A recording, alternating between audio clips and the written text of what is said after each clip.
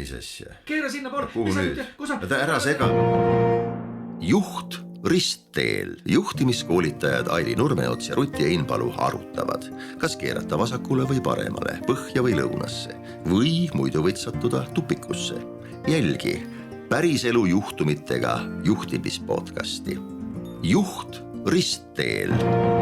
Tähelepanu, tegemist on päriselu juhtumitega. Enne pimesi kasutamist soovitame järele mõelda. Kaebuste püsimise korral või kõrvaltoimete tekkimisel pidage nõu Ruti ja Ailiga. Juht ristteel. Olen juhi positsioonis olnud nüüd 10 kuud. Selles valdkonnas töötasin enne juba tippspetsialistina ja tunnen teemat päris hästi ja mul on üksjagu ideid, kuidas asja paremaks teha. Neid ideid presenteerisin ka värbamiskomisjonile ja sellepärast mind valitigi, et ma muutused teoks teeksin. Juhiks saades hakkasin kohe pihta. Tänane seis on aga selline, et tiimis on palju pingeid. Osad inimesed töötavad mulle vastu ja muutustega, mida hakkasin ellu viima, oleme veidi edasi liikunud, aga kogu aeg vaieldakse endale vastu. Nad väidavad, et need asjad on nii ei toimi, tähendab, ja miks lõhkuda toimivad süsteemi üleüldse. No õnneks muidugi mitte kõik. Koosolekutel tunnen selgelt, et on tekkinud mingid grupid ja õhkkond on kogu aeg selline plahvatusohtlik. Ma olen püüdnud selgitada ja rääkida, et muutused on vajalikud, aga vastuseis on läinud hoopiski veelgi hullemaks. Olen üsnagi ummikus. Käin ikka tööl ja teen rõõmsat nägu, aga tegelikult olen vist läbipõlemise äärel. Ma tõsiselt mõtlen, et kas peaksin jätkama või lahkuma. Ja juhtimispodcast Juht ristteel on täna eetris Kai Looga. Minu nimi on Aili ja minuga koos on siin maailma parim liiklusreguleerija Ruti, kes on tegelikult juhtimiskoolitaja. No tere, Ruti! Tere kõik hääd kuulajad, tere Aili. Tegelikult ma tahaksin olla maailma parim temputaja, nagu Karlsson Katuselt, või siis maailma kõige tugevam tüdruk nagu Pipi. Aga no täna ma olen natuke liiklusreguleerija, aga lähme Kai loo juurde ja Aili, et hakkam pihta siis, et mis sa tegelikult kuulsid, mis siin toimub? Jaa, no tegelikult see, mida Kai ju kirjeldab, on klassikaline konfliktifaas. Kai ju kirjeldab, et ta on uus juht, kes on ametis olnud 10 kuud, ta on saanud selge ülesande minna ja viia ellu muutus. Ja see on loomulikult tekitanud tiimile tunde, et nad ei ole kaasatud, nad ei ole olulised ja tiimi liikmed näitavad siis tegelikult ka seda ju otse juhile välja, et on kas siis nähtav või ka nähtamatu vastupanu.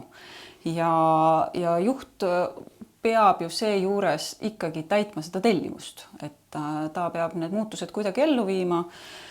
Ja tahaks, kuna ka Kai ju seal loo lõpus ütleb, et ta on ise täitsa murest murtud, et isegi kahtleb, et kas ta sobib juhiks, siis tahaks Kaile siinkohal öelda, et Kai, see ei tähenda mitte mingil juhul, et sa ei sobi juhiks. See on lihtsalt konfliktifaas, mis on täiesti normaalne ja see on lihtsalt hetkel üsna tugev. Aga kuna me räägime siin konfliktifaasist, et äkki me peaksime alustama sellest, et mis asi see konfliktifaas üldse on ja mida siis tiimid seal tegelikult kogevad, et Ruti, avaksid sa seda äkki? Ja, et kui grupid, tiimid tulevad kokku ja hakkavad koostöö poole liikuma, siis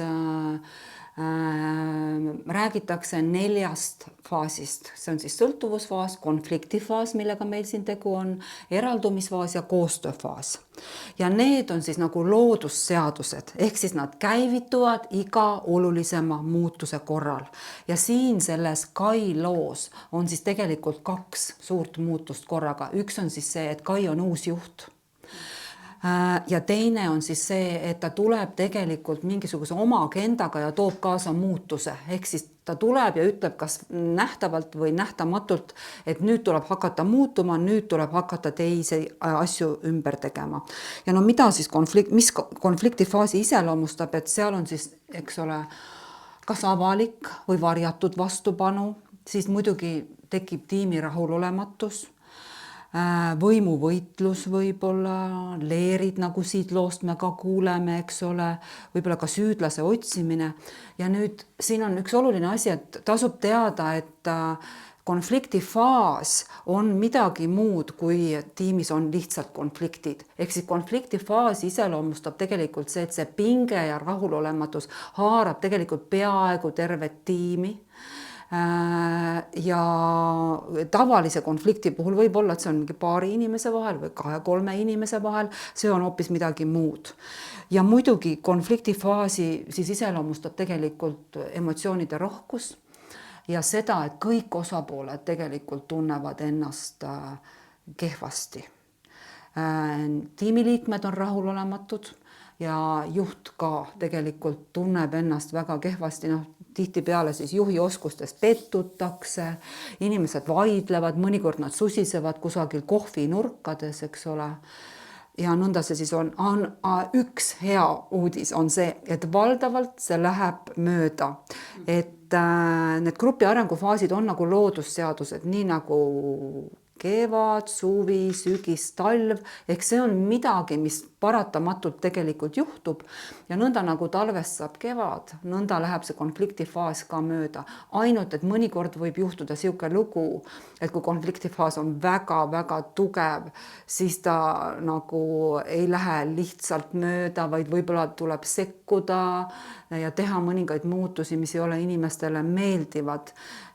Ja samas nagu ta ikkagi läheb mööda. Kas sa tahad siis Rutti öelda seda, et konfliktifaas võib minna ka mööda iseenesest, ilma et mitte midagi keegi teeks? Mina arvan küll. Ma arvan, et kui nüüd kuulaja täpselt kuuleb ja nagu laseb, meenutab kõiki oma isiklikke töösündmusi, siis ma arvan, et võib-olla kui sa oled juba paarkümmend aastat töötanud, sa ikkagi nagu suudad ära tunda, et jah, selles tiimis, seal on olnud see konfliktifaas, eks ole, aga mõnikord see läheb lihtsalt niiviisi mööda, et me ei pane seda tähele, eriti nendes tiimides, kes on tugevas koostööfaasis töötanud. Aga see on siis tegelikult, võib öelda ka inimeste normaalne reaktsioon muutusele ja antud juhul tõesti on siis 2 muutust. Nii et inimesed tegelikult selles olukorras ei sõdi ju selle juhiga, vaid nad on sügavalt hädas iseendaga, eks ole. Neil võib olla hirm, et kas nad ikkagi saavad hakkama, kas see uus juht on ikkagi piisavalt pädev ja nii edasi. Ehk siis need emotsioone on seal siis väga-väga palju ja nüüd selles, mida juht tegema peab, võib-olla kõige olulisem on siin teada, et mida ta teha ei tohi. Et ta ei tohi siis survestada, ta ei tohi sundida. Ehk siis ta ei tohiks kasutada strateegiat, kui ei meeldi, astu ära. Või siis kuidas see strateegia on, et kui ei meeldi, siis pea maha. See oli see isand tomat ja sellest. No vot. Ehk et me teame, mida juht teha ei tohiks, aga ikkagi siis kuidas ta sealt nagu siis võiks edasi käituda, aga äkki me natukene võib-olla avame veel seda, et kuidas need inimesed seal tiimis nagu ikkagi võiksid tunda ennast ja mis nende sees nagu võiks toimuda. Jaa, aga oled sa ise valmis näiteks minema nende tiimiliikmete sussidesse? Et kujuta ette, sul on uus juht, ta tuleb selle muutuse sooviga, tal on agenda ja sa oled siis see inimene, kes on seal võib-olla 5 aastat töötanud, võib-olla 10 aastat ja võib-olla sa oled mõne süsteemi ise loonud. Kuidas sa ennast tunned? No jaa, kui mina oleksin seal tiimis, siis ma kindlasti tunneksin seda, et nagu sa ütled, et kui ma olen ise seal loonud mingeid süsteeme, ma olen juba ju ise seal mingeid asju korda saatnud ja siis tuleb uus juht, siis ma mõtleks niimoodi, et ta ikkagi ei tea ju veel mitte midagi. Et ta tuleb nagu oma sellise uue plaaniga, aga et kas ta üldse saab aru, mis meil siin toimub. Ja ma tunnen, et ta tahab nagu lõhkuda olemasolevat ja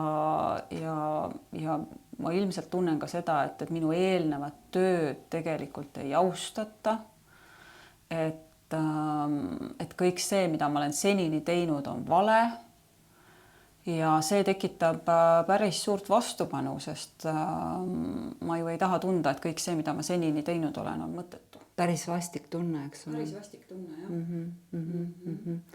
jah. Ja Mis see sisekõne võib olla huvitav, mida inimesed võivad nagu mõttes mõelda?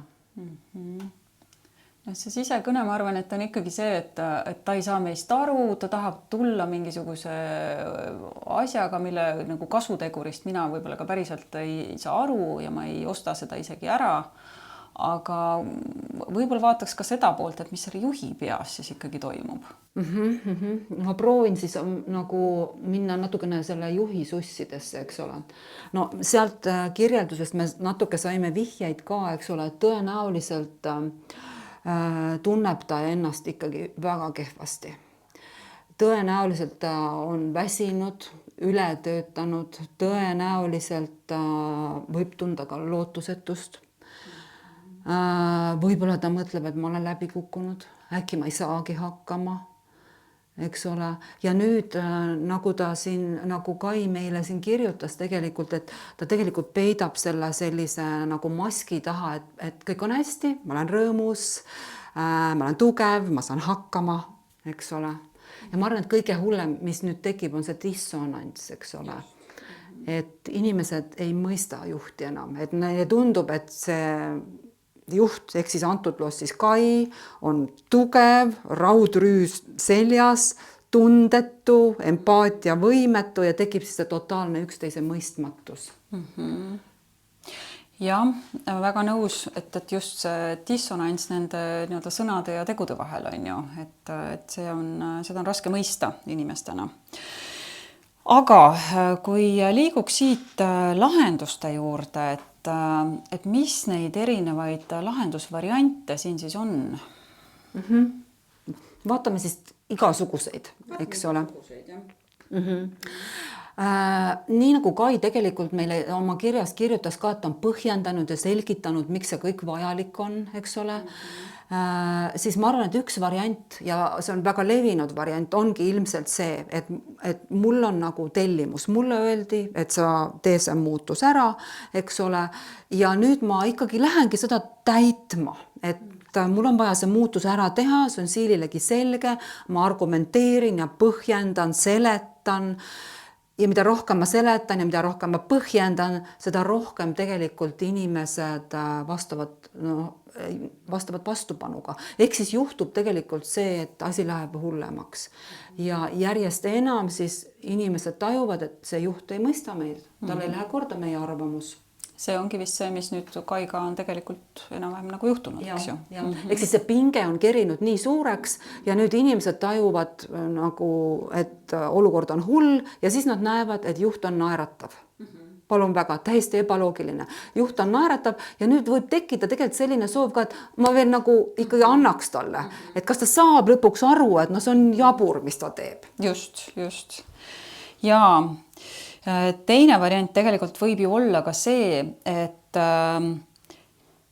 juht läheb justkui inimeste poolele, et kui nüüd mõelda selle peale, et juht on saanud nagu mingi tellimuse, mida ta siis läks sinna tiimi tegema. Ja kui ta saab aru, et see vastupanu on väga tugev, eks ju, siis juht võib mõelda ka seda, et kuulab ja mõtleb, et tegelikult on ju nendel ka nagu point sees nendel inimestel, eks ju, ja ta lähebki nagu justkui nende poolele üle, et ta ostab ära selle, mida inimesed nagu räägivad ja püüab siis selgeks teha siis hoopis siis tellijale, juhtkonnale, et tegelikult neid muudatusi pole üldse isegi võimalik teha. Ja seal võib olla ka see nõndanimetatud hea tsaari fenomen, eks ole, et mina olen hea, mina saan aru, aga vaadake, keegi teine tahab, et mina ei puutu siin üldse asjasse, mina seda ei teeks, aga võt nemad sealt tahavad, nemad on süüdi. Jah, see on üks nii-öelda nagu võimalik taktika, eks ole, et nagu juht püüab neid just kavalusega inimesi nagu kaasa meelitada, et mina olen hea, aga nemad ootavad. Ja muidugi, mis siis juhtub, on see, et juht annab vabatahtlikult oma võimu ära. Just. Nii et see vist ka väga ei tööta, eks ju. No tundub ka juba teine tupik, eks ole. No siis ma arvan, mida ka sageli võib juhtuda, on see, et juht võtab endale üle jõukäiva koormuse ja hakkab neid asju ise ära tegema, püüab, töötab üle ööd ja päeva, öösel mõtleb, päeval töötab, kogu aeg teeb, eks ole. ja nüüd võib juhtuda ja samas see vastuseis ikkagi ta on üksi, ta tunneb ennast totaalselt üksi, inimesed seal nagu ikkagi on vastupanus, nad ei ole poolt, eks ole, ja nüüd, kui see konflikt läheb nii suureks, siis nagu eriti hull lugu võib juhtuda see, et omanikud ütlevad niiviisi, et konflikt on nii suur, et ole hea, mine ära. Jah, see oleks ma olen isegi näinud selliseid asju juhtumas ja see oleks ikkagi päris hull variant, eks ju, et ega see ka veel ilmselt nagu hea variant ei ole. Jah, et kui alguses on juhtkond siis nagu selle juhi selja taga, siis nad justkui tegelikult tõmbavad ära, et mõnikord ma olen kuulnud umbes sellist üles, et see kukub välja niiviisi, et öeldakse juhile, et ole hea, muuda, tee, aga siis, kui tekib nagu raske olukord, siis justkui võiks välja lugeda, et muuda, aga nii, et ühtegi jama ei teki. No mis on ju tegelikult praktiliselt võimatu, ütleme nii. Ja, aga ma ei tea, kas me seda varianti juba nagu rääkisime, aga mul veel tuleb nagu veel see mõte, et nagu tõesti sellise ikkagi nagu sellise totaalse jõuga nii-öelda läbi suruda kõik need muudatused ja öeldagi nagu tõesti tehagi võib-olla ka tiimis muudatused, et kui need inimesed, kes nagu ei tule kaasa muudatustega, lastagi lahti ja siis teised ei julgegi enam ju vastu olla. Et see on ka tegelikult üks variant, mida me oleme ju ka näinud juhtumas erinevates tiimides. Ja, et mind ei huvita, mis sa arvad, uks on seal. Just. Ja ilmselgelt ka nagu koostöö õhkkonda selles tiimis ilmselt on päris raske pärast jälle tekkima. Aga mulle tundub nüüd, et kõik need variandid, millest me oleme rääkinud, et need on tegelikult tupikud. Need mulle tundub ka, et on tupikud. Me näeme neid tegelikult päriselus ikkagi aeg-ajalt juhtumas, on ju. Aga päris head lahendust need ikkagi kaasa ei too. Aga vaataks nüüd äkki nagu neid variante ka, et mis siis tegelikult... Mida siis tegelikult Kai selles olukorras nagu teha võiks? Ja ma enne seda veel ütleksin ühe asja veel nende tupikute juurde, et üks selline automaatkäitumine, mida juhid tavaliselt selles olukorras teevad, on ikkagi see, et nad hakkavad hästi palju muutust põhjendama ja selgitama. Selgitama. Ja see nüüd on ka siis tupik. Just. Jaa, aga mida siis teha, et neid variante on ju tegelikult nagu palju, aga võib-olla me vaataksime siis ühte varianti, mida võib-olla meie siis sellises olukorras teeksime ja kui me alustasime siin sellest, et tegemist on konfliktifaasiga, siis tegelikult see ongi võtmesõna, et teadvustada, et see on tegelikult selline väga loomulik protsess, ja et see tuleb lihtsalt nii-öelda kuidagi üle elada ja ikkagi ka selles baasis on mingid asjad, mida juht saab teha. Ja üks asi kindlasti, mida juht saab siis teha, on see, et ta kuulab arvamusliidreid, kes seal tiimis on ja tegelikult püüab nagu päriselt aru saada, mis nendega toimub, millele nad päriselt vastu on ja seda vastupanu kuidagi maha saada. Kuidas sulle, Ruti, tundub? Jaa, ma olen hästi nõus sinuga. Ehk siis tegelikult mõelda siis nii, et see on loomulik. See ongi nii, et sellele talvele järgneb kevad, eks ole. Ja ma saan hakkama, meil on selle üle, eks ole. Ja nüüd siis, nagu sa ütlesid, et istuda, võtta, siis mõelda, kes on need olulised, kõige olulisemad tüübid. Need olulised tüübid tõenäoliselt on ka tegelikult väga teravad pliiatsid, eks ole. Enamasti ka need, kes kõige enam vastu hakkavad, on ju. Ja siis võtta ennast kokku, istuda nendega maha ja proovida siis tegelikult päris ehedalt see vestlus läbi pidada ja siin on see ehedus hästi oluline. Ehk siis, et ma viskan selle raudru ära, et ma justkui teen näo, et kõik on hästi, vaid ma päriselt siis nüüd nagu olen inimene. Ja. Kuidas juht nagu seda inimlikkust ikkagi siis nagu välja näidata saaks? Pakume äkki mõned lause algused lihtsalt, et kuidas juht nagu võiks läheneda, sest päris raske on ikkagi, mina näen, et juhtidel on päris raske nagu minna selliseid vestlusi tegema. Jaa, no ma mõtlen, igal juhil on oma stiil, aga oletame, et sa oled nüüd üks selline nagu tõeline tippspetsialist, kes tegelikult tunneb, et ta on pihta saanud, eks ole, et see muutus kuidagi kitsendab ja ei väärtusta sinu panust, eks ole. No võib-olla ma siis nüüd saan sinu varrukast kinni, eks ole, ja ütlen, et kuule, Aili, et ma päriselt, et mul on oluline teema, et mul on tegelikult suur mure, et on sul aega, ma tahaksin sinuga natukene rääkida. Et ma tunnen, et meie vahel on pinge õhus ja ma tahan sellest aru saada. Ja mina nüüd tippspetsialistina, mis minu peas toimub, siis ma mõtlen, et no, lõpuks ometi ta tahab teada minu käest, mis minuga toimub. Noh, ma võin olla siin isegi, see, kuidas mina võin tippspetsialistina reageerida, on ka mitu varianti. Ma võin olla alguses isegi natuke nipsakas, on ju, öeldagi seda talle niimoodi, et no lõpuks siis sa tahad minuga rääkida, on ju. Või siis ma võin olla ka rõõmus, et jaa, hea meelega räägime ja noh, tegelikult ma olen juba tahtnud ammu rääkida.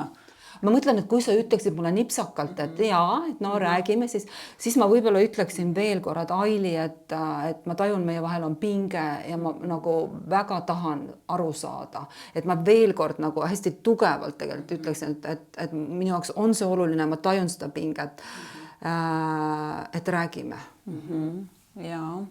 No ma loodan, et siis ma jääksin nagu ikkagi, noh, et ma avaneksin siis, et ma arvan, et me ei pea seda päriselt siin nagu läbi tegema, aga võib-olla vahel on ka nagu okei nagu öelda ka, et kui keegi niimoodi nagu nipsakalt nagu käitub ja kuidagi ka nagu demonstratiivselt midagi nagu oma sellist vastupanu nagu välja näitab või kuidas sulle tundub? Jaa, et mulle tuleb tegelikult pähe päris mitu varianti, kuidas inimesed, tähendab, võib juhtuda tegelikult, et väga normaalsed inimesed ja muideks me ise kuulume nende inimeste hulka, võivad käituda selles konfliktifaasis täiesti mitteadekvaatselt. Ehk siis pärast sa võid ise ka mõelda, kas tõesti see olin mina, kes seda tegi, eks ole. Ja noh, igasugused erinevad variandid, no näiteks mida ma olen siis kuulnud, osasid asju ma olen ise ka näinud ja kogenud, et keset olulist koosolekut üks inimene, kes on siis tiimi liige, täiesti demonstratiivselt tõuseb püstini ja tool koliseb, väljub toast. Ja kehakeel on nii demonstratiivne, et sõnum on täiesti selge, et mina selle lollusega kaasa ei lähe. Absoluutselt, et ei pruugi isegi sõnadega välja öelda, aga mõte on nagu selge kõigile. Aga no võib ka öelda nii, et nii. See on totaalne lollus, ma ei saa aru, kes selle välja mõtles. No jah, nõuab ikka väga palju kohalolu siis, et jääda siis veel sellesse ruumi ja mõelda, et teistele veel kuidagi otsa vaadata ja kuidagi reageerida sellele. Ja kõik ju teavad, et juht mõttes välja need juhi rollis, juhi nahas sellel hetkel olla on ikkagi väga ebameeldiv, sest see on ikkagi väga, see on tegelikult nagu rünnak, see on löök. See on totaalne löök ja rünnak, jah. Ja, aga noh, et ma arvan, et kui sellised asjad juhtuvad, siis nüüd on see väga selge juhi enesekehtestamise koht. Ehk siis, et juht võiks selgelt püsti tõusta, jääda väga rahulikuks, väga aeglaselt öelda, et selline käitumine ei ole okei. Jah. Ja see paus sinna ka, see kandev paus sinna veel lisab seda mõjusust, on ju. Ja võib-olla ka isegi, kui see kõik on nagu koosolekul juhtunud, siis katkestadagi see koosolek võib-olla, eks ju. Ja. Et seal tekib see õhuruum, eks ole, sest tegelikult sellest käitumise mitteadekvaatsusest saavad teised inimesed ka aru. Ja siis on nende pilk tegelikult juhi peale, et kuidas juht reageerib. Et kas juht julgeb näidata ehedalt välja või ta siis tegelikult ja tõesti, et millised need mitteadekvaatsed käitumised ongi see, et juht naeratab ja läheb edasi, nagu poleks midagi juhtunud. Ja siis on jälle seesama see sõnade ja tegude dissonants ja siis ei saa jälle tiim ei saa aru, mis toimub. Ja, et ta ei suuda mõista seda juhti, ta mõtleb, et see juht on... Et juht ei mõista mitte midagi ja see tekitab veel soovi tegelikult teda lüüa. Absoluutselt. Täitsa jube tegelikult. Täitsa jube, jah. Et tegelikult Kai, me tunneme selles kohas, et see ei ole väga lihtne koht, kus olla, aga me väga loodame, et sa said siit mõned mõtted, kuidas selles olukorras oleks lihtsam toime tulla. ja tegelikult ikkagi, kui on nende arvamusliidritega saanud üks-ühele rääkida ja siis juba võiks ju tiimi tasandil ka kõik kokku võtta, kõik inimesed ja tehagi mingisugused kokkulepped, on ju, et rääkida üheskoos.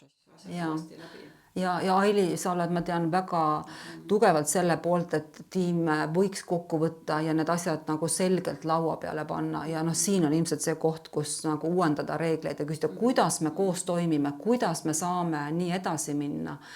Ja just nimelt, et mina ka olen nõus juhina muutuma, mitte nii, et teie peate tegema. Need meeskonna kokkulepped, eks ole, siin on väga olulised uuesti üle vaadata või siis luua, kui neid ei ole veel tehtud.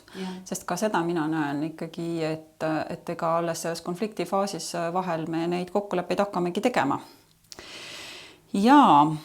Aga mulle tundub, et me võiksime hakata kokku võtma seda meie tänast osa. Oskad sa midagi öelda veel Kaile, et kus ta võiks hakata nägema, et kevad hakkab tulema, et millest võiks aru saada, et see tasapisi hakkab siis konfliktifaas läheb üle eraldumisfaasiks, et konfliktifaas hakkab oma jõudu kaotama. No ma arvan, et need esimesed märgid on need, kus tegelikult inimesed hakkavad võib-olla tasapisi nagu kaasa mõtlema, enam ei tule nii suurt jõulist sellist nagu vastupanu. Ei ole enam nii nagu, ühesõnaga nii nagu terve tiimi vastupanu, vaid et see osad inimesed hakkavad ise mõtlema, eks ole. Just. Nagu oma peaga. Et kas või kui juba üksikutest inimestest on näha, et nad juba nagu tulevad natukenegi sinuga kaasa, siis on juba nagu mingisugune nagu lootuse kiir juba paist. Ja võib-olla siin ma praegu mõtlesin, et see oma peaga mõtlemine on hea, sest see konfliktifaasi üks iseloomustav faktor ongi see, et me ei mõtle oma peaga, vaid meil on mingi ühine pea ja siis me nagu seal ühises peas nagu sussutame ja kerime seda emotsiooni suuremaks, aga nüüd mul on oma pea, ma mõtlen, ma ei võta enam osa sellest ja ma lähen istun oma laua taha ja ma teen oma töö ära ja sellepärast ongi eraldumisfaas, et siis nagu just kui ma eraldun. Ja kui sellised tüübid hakkavad tekkima, siis tegelikult on hakanud nagu lumi sulama ja jää ka. Päike käib kõrgemalt. No loodame, et meil varsti ka. Aga mis me siis ikkagi Kaile nüüd lõpetuseks ütleme? No kõigepealt ma arvan, et esimene asi on seesama, millest me oleme siin mitu korda rääkinud, et taluda seda mitte aktsepteerimist ja samas tahaks öelda, et mitte taluda mitte adekvaatset käitumist. Väga nõus. Siis tegeleda kõikide nii-öelda ette tulevate emotsioonidega, on ju, täpselt sellisena, nagu sa juba kirjeldasid ja teha ka selgeid kokkuleppeid ka, millest me rääkisime, on ju. Ja. Emotsioonidega tegelemises on siis põhiline asi tegelikult ikkagi ju kuulamine, et ma istun maha ja ütlen, räägi, mida sa mõtled, mis su peas on ja siis ma päriselt kuulan ja ma mõtlen, et ma ei pea kogu aeg, mida rohkem ma tõestan ja selgitan, seda hullemaks läheb.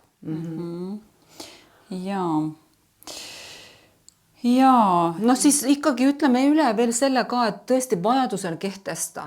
Ütle, mis on okei ja mis ei ole okei. Sest selles olukorras võib juhtuda tõesti nii, et juht nagu tunneb, et ta peab kogu aeg naeratama, et muidu läheb nagu hullemaks. Aga tegelikult inimesed vajavad seda, et seal on selged piirid ja selged arusaamad. Ja ma tahaks veel öelda ikkagi ka seda, et Kai, kui sina tunned ja kui teised juhid, kes on selles olukorras, tunnevad, et ikkagi enda emotsioon käib üle pea, siis tegelikult on väga okei võtta ka endale tugi kõrvale. Selleks ongi olemas coachid ja mentorid, kes juhti saavad toetada selles keerulises kohas. Et ka see abi otsimine juhina on väga nagu mõistlik. Ja mine personaliosakonda, armas Kai, ja ütle, et ma olen hädas. Ja võib-olla veel siis ütleks, et viska see tugeva inimese raudrüü seljast ära ja tõepoolest näita välja, kui keegi ütleb halvasti, et see teeb sulle haiget ja ütle, et sa tahad, et meil oleks hea õhkkond ja sa ootad kõikide panust. Just. Väga hea, aga mulle tundub, et me oleme saanud Kaile juba siin rida häid soovitusi ja tõmbaks siis siinkohal otsad kokku. Aitäh, armas kuulaja, et sa olid meiega lõpuni ja me ootame päriselt sinu lugu, ükskõik, kas on vana lugu või see on värske lugu, mis sul meelel mõlgub, et me saaksime siis sellel teemal arutada ja meie siis tagame selle anonüümsuse. Jälle kuulmiseni. Jälle kuulmiseni.